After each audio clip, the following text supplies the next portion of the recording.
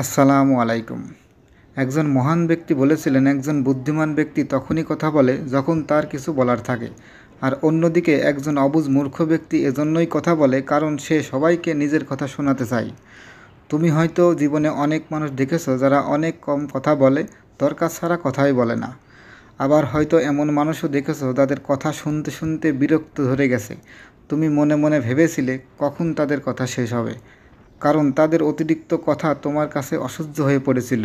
একজন বোকা ব্যক্তির পরিচয় পাওয়া যায় তার কথার মধ্যেই, আর একজন বুদ্ধিমান ব্যক্তির পরিচয় পাওয়া যায় তার চুপ থাকা ও সাইলেন্সের উপর।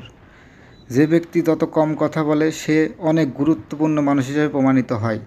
যদি তুমি একবার শিখে যেতে পারো কথা বলার সময় তোমাকে কোথায় কী বলতে হবে, তাহলে তুমি তোমার কথার দ্বারা সবাইকে তোমার প্রতি আকর্ষণ করতে পারবে।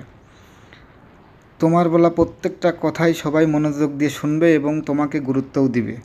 তোমার বলা প্রত্যেকটি শব্দ তোমার শক্তি হতে পারে, আবার তোমার বলা ভুল শব্দ তোমার জীবন নষ্ট করে দিতে পারে। অতিরিক্ত কথা বলা বাদ দিয়ে চুপ থেকে জীবনে তুমি অনেক কিছু অর্জন করতে পারবে। কখনো কিছু বলতে গেলে বা কোথাও কোনো মতামত দিতে গেলে তোমাকে ঠিক যতটুকু কথা বলার দরকার ঠিক অতটুকুই বলবে। মনে রাখবে, অতিরিক্ত কথা বলে কখনোই কারোর কাছে বুদ্ধিমান প্রমাণ হওয়া যায় না। তোমার নীরবতাই তোমার প্রতিপক্ষকে কনফিউজ করে দেয়। তোমার চুপ থাকার কারণে তারা তোমার পরবর্তী পদক্ষেপ বুঝতে পারে না।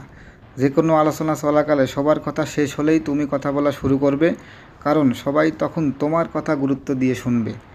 ওই যে ছোটোবেলায় শিখেছিলে না, কথায় বড় না হয়ে কাজে বড় হও। এখন ঠিক সেটাই করতে হবে। যত পারো কম কথা বলো, আর নিজের নীরবতার কাজটি নীরবতার সাথে করে যাও।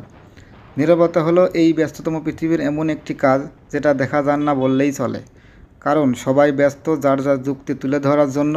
ভুল লজিক দিয়ে হলেও একই কথা বারবার বলে বোঝানোর চেষ্টা করবে। কথা বলার জন্য যে শক্তির প্রয়োজন তার চেয়ে বেশি শক্তি ও যোগ্যতার প্রয়োজন চুপ থাকা। জীবনে যত বড় হবে তত বুঝতে পারবে নীরবতা থাকা সবচেয়ে বড় উত্তম। তাই আমি বলবো, জীবনের সবার কাছে মর্যাদা পেতে চাইলে যত পারো কম কথা বলো। আজ এতটুকুই। ভিডিও ভালো লাগলে লাইক, কমেন্ট, শেয়ার করুন। আল্লাহ হাফেজ।